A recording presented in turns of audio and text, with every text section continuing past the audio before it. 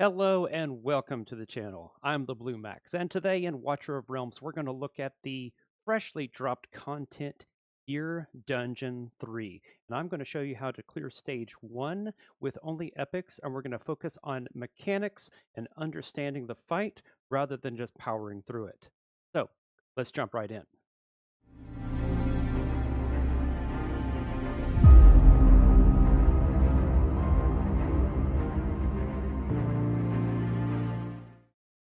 So here we are, stage 1, which I have already cleared, and you'll note immediately that I have Power of Dominance disabled. Now before I show you the roster I used, let's look at some core mechanics to this fight. You'll see in our recommended heroes, you immediately see Northern Throne heroes, 2 tanks and a heavy shield unit. So this is what we have, and so we're told that the Sanguine Throne, which is kind of the boss, similar to Volca in Gear Dungeons 1 and 2, is going to periodically do both physical and magic damage, and so that's why shields are going to be so crucial to this fight. I also want you to notice that, not surprisingly, we're leaning pretty heavily into the Infernal. We're leaning pretty heavily into the Infernal crowd. You've got Soul Cadence, you have Lyra, Gretchen, Lord Phineas. So this makes a lot of sense. There's been a push in the game to really beef up this faction, and so now we're going to have a reason to use those heroes. Let's look at our map information, and we effectively have to defend 3 lanes, and I'm going to call this lane 1, lane 2, and lane 3. You can see where my mouse is moving. And the Sanguine Throne is never going to actually come in and attack or be attacked, but it's going to periodically do the Blood Moon impact as well as the mental impact. But the majority of the fighters will be the Twisted Sycophants, which we've seen before, as well as Skeleton Archers. And I want you to notice that they are neither, they have the same defense and magic resistance, as well as the Abyssal Bloodlord, who has very high defense and magic resistance, which means we're going to have a real hard hitter to knock those out. But a key element to this fight I want you to notice, and I'll highlight it better by looking at Gear Dungeon 1, and that is monster core mechanics. There is no, in this case, physical damage immunity, or in the case of Gear Dungeon 2, there is no magic damage immunity. So that is very different. There's control immunity, and even if we continue going up the stages, you'll see that there is never a physical or magic damage immunity in play. Next, we're going to look at the lineup that I chose to knock this out. Okay, so what I tried to do here is, as much as possible, simulate a lower account.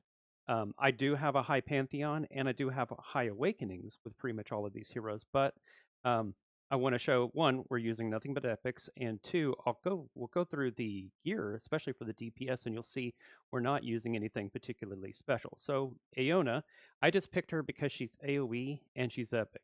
Look at her gear. Look, low attack speed, low attack, crit capped, but no crit damage whatsoever, and completely broken sets for an artifact, a Tome of Horror with nothing on it. And you'll notice that Aona is not going to do a huge amount of damage. Now, I did have to have one hero that just absolutely slaps, and that's going to be Estrid. But even then, I am not using the best gear on my account, not by a long shot. We're using tier 1. Now, these are ancients, but I think that's reasonable because once you clear gear raid, stages 17 and 18, you're going to start getting these tier 1s. I think it's 17 and 18. Definitely 18.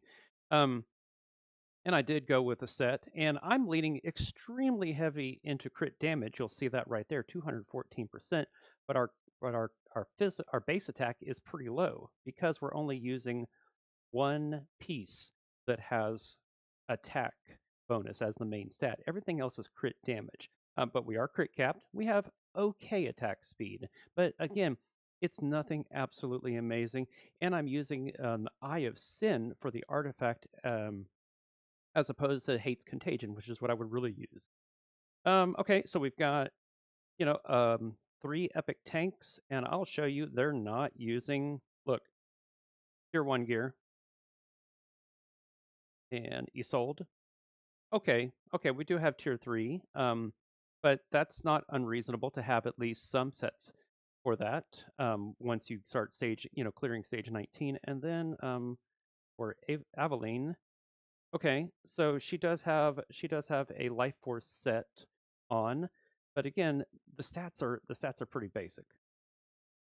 All right, and Imani, no skill ups. Well, that's not true. No skill crystals being used, and her gear is very, very lackluster.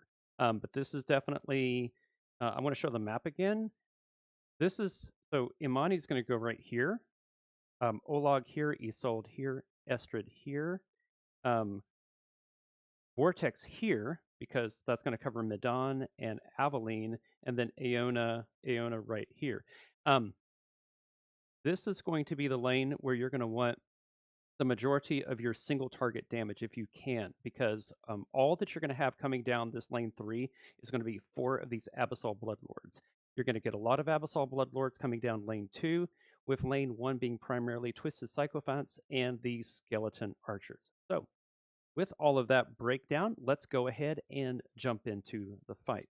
And again, stage 1, Power of Dominance is deactivated, and let's get started.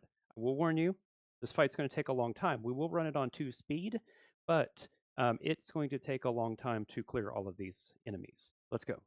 All right, quick. So we're going to go ahead and drop Olag and then Estrid. Then we'll go ahead and drop Aona to start charging her alt. I'm not triggering any. Hold on, I'm not triggering any ultimates just yet. We're going to drop Isolde in lane 2, and then just before the first AoE attack, we'll have enough coins to drop Vortex. So here comes Isolde, and now you're gonna see here comes that Blood Moon Impact, and just in time we get Vortex in. And at this point, um, I'll show you my auto cast settings. So we're gonna just put Estrid and Aona on auto. That's gonna be the same for Imani as well. We're just gonna continue to cycle their ults. You'll see that we already have one of the Abyssal Lords, Blood Lords in place. There goes some more Sycophants, more Blood Lords, and let's go ahead and drop Medan here, where she covers both Imani as well as Aveline. And so the boss is just going to continue to throw AoE attacks, but they're not going to, at this level, they're not going to do enough damage because we do have decent healers. But outside of that, this is a team that a lot of accounts can throw up. Um, Imani is not going to kill anyone. She's just going to be there to just soften up. If I threw skill crystals into her and gave her maybe some decent tier 1 gear, she would do damage. But this is probably where you would put like Lyra or Gretchen, or someone like that, or maybe even Lord Phineas. You'll notice this is a spot. I'm going to pause real quick. This lane down here is a great location for Neza or Guan Yu or maybe even Adrian. Anyone who can absorb these AoE attacks and can attack multiple lanes and do AoE damage. Okay, so there's that second Abyssal Bloodlord, and we've already cleared 10 enemies, and the majority of that is going to be Estrid just doing her thing. So we continue to kind of monitor the situation. You'll notice I'm never having to pop the ults for my defenders or healers. There's our third Abyssal Bloodlord coming down lane 3, as I call it. And we just keep trucking. You'll notice Estrid has completely cleared her lane, but we do have one final batch of enemies coming. There goes Bloodlord number 4 down lane 3. And here in just a moment, the final attack in lane 1 is coming. It's a single Abyssal Bloodlord. And you'll notice we've got Sycophants and Bloodlords in lane 2, which are going to stick around for a while, to be honest. So we're gonna monitor Estrid very carefully to see when she knocks out her final Bloodlord. We'll go ahead and slow down to 1 speed. All right. So almost there. And as soon as Estrid clears this enemy, we're going to drop her as well as Olag. Okay, maybe I didn't need to slow it down that much. And there we go. Drop her, and we'll go ahead and throw Mari on. I didn't. I used her to clear this, but only she's just softening up the enemies a little bit more. And Olag isn't necessary at this stage. Iona is just going to continue to soften up as much as she can.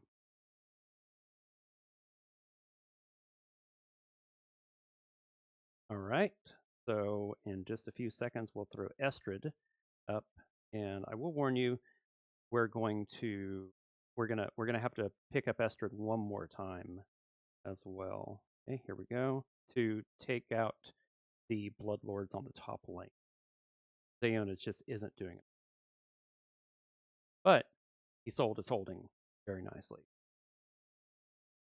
All right, so Estrid is going to start really wrecking these here in a minute. You can see the damages, the health bars for those Bloodlords is dropping really fast with Estrid. She's a great hero for this stage if you don't have some of the better legendaries. Now, I don't think this comp is going to be able to clear stage 2, but I mean, it would if we throw on better gear. And I also think Gluttony would probably do a decent job if you had to use another epic. My Gluttony just isn't leveled up. Okay, we'll go ahead. We'll go ahead and throw everyone off.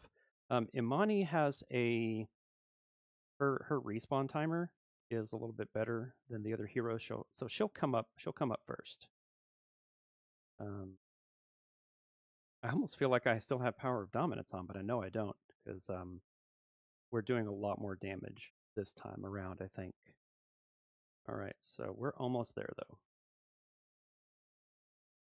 And now Estrid on the field, and this final Bloodlord is going to be down in time. All right, and so in conclusion, we covered a lot of the core mechanics for this attack, for this fight. We understand that there is no physical or magic damage immunity. We also understand that the boss is going to be doing a lot of AOE attacks. But outside of that, it's just have solid defensive lines. The Northern Throne is going to be a great faction for this, and just tank those attacks and use either platform or ground DPS, AOE DPS to take the enemies down. So, with that being said, we will probably look in the next video how to clear stages 2 and 3. Thank you for watching.